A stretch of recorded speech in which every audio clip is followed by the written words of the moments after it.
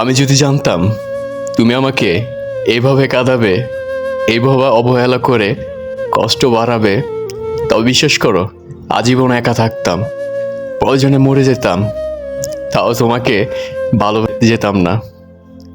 কিন্তু আফসোস, আমি তোমাকে এতটাই বিশ্বাস করেছিলাম, তোমার এই নিখুঁত অভিনয়টি আমি কিছুতেও একটিবার বুঝতে পারিনি। কারণ আমি তোমাকে মনে প্রাণে বিশ্বাস করেছিলাম। তোমার ভালো, তোমার খারাপ, তোমার অতীত, গল্প সব কিছু জেনেই আমি তোমাকে পাগলের মতো ভালোবেসেছিলাম।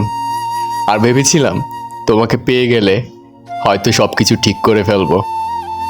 তোমাকে আর ঠিক করা আমার হলো না, তুমি আর আমার থাকলে না।